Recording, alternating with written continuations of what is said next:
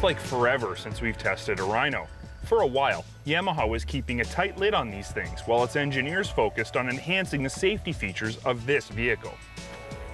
Finally, one's been made available for us, and the best part is that it's the loaded version, just the way we like it. I have to admit, after 2 seasons since riding my last Rhino, I'm curious to see how it stacks up to other side-by-sides on the market.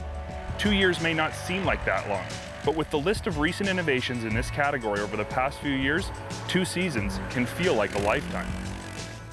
This vehicle is the top of its line, boasting one of the longest names we've ever seen on an off-road vehicle, the Yamaha Rhino 700 Fi Sport Edition Deluxe. Now that's a mouthful. Under the incredible looking liquid-dipped, flamed-out, pearl white hood is a very familiar fuel-injected 686cc 4-valve single. This motor is, for all intents and purposes, the same motor found in the Grizzly 700 Fi models, and not a lot different than the 700 Fi motor found in past versions of the 700 Rhino. I was immediately surprised by the top speed of this UTV. Wide open throttle down an open fire road, the Rhino 700 felt really sluggish. And I know there's a lot more power in this 700 motor when that rev limiter kicks in. To be perfectly honest, acceleration wasn't really anything to write home about either.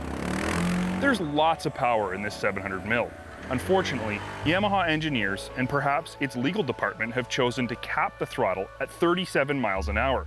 We'd love to say the general public can handle more power, but some of the stories we hear of irresponsible use don't necessarily make a winning case for us. The truth is, there's a small group of yahoos out there making life difficult for the rest of us responsible users. And the truth is, this small group has enough influence over Yamaha that they feel it necessary to limit the amount of power they make available to the rest of us in their side-by-sides.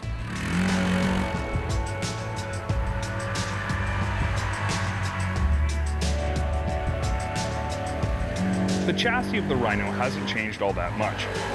Double A-arm independent suspension at all 4 corners, and fully adjustable, high-quality piggyback shocks yield a mere 7.3 inches of travel. This is below average compared to other side-by-sides in this class, but ride quality is very good and very adjustable. Wheel spacers increase the overall track width of the vehicle and greatly improve the stability versus older versions of the Rhino. All this while still maintaining the ability to be loaded in the back of a full-size pickup truck, something other side-by-sides can't do, and something worth considering if you're looking at buying a vehicle like this. 25-inch tires wrap around sharp-looking 5-spoke aluminum wheels. These wheels are definitely a check mark for this edition of the Rhino. The tires, though, do little to add to the appeal of this package. We've always felt that Yamaha should be able to offer a better quality stock tire, particularly with the Deluxe moniker branded to this ride. With that said, and even in light of a lackluster stock tire choice, this is without question the best handling Rhino we've ever driven. Driver confidence is at an all-time high with this vehicle, and the changes Yamaha engineers made to improve stability are working in a big way.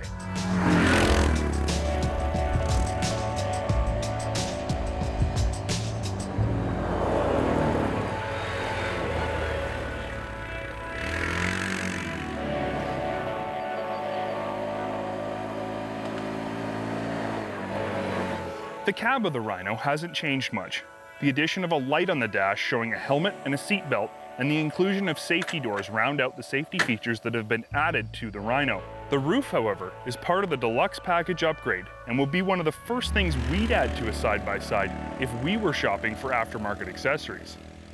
We feel very strongly that a Sport Edition Deluxe package needs to have more than just a flashy paint job and shiny wheels.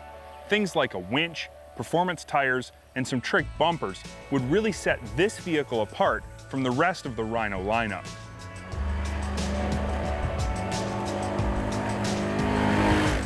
The Sport Edition badge suggests a vehicle that would compete with Razors and Commanders, but with a top speed of only 37 miles an hour, this ride fits in far more comfortably with utility-minded side-by-sides, and in that class, it would be a strong contender. At the end of the day, this is a Yamaha, and comes standard with Yamaha's renowned build quality and durability. And these are two features you should be considering. We feel, though, that with the emergence of new side-by-sides on the market that are both more powerful and more loaded with features, Yamaha's going to have a tough time defending its title as leader in this market.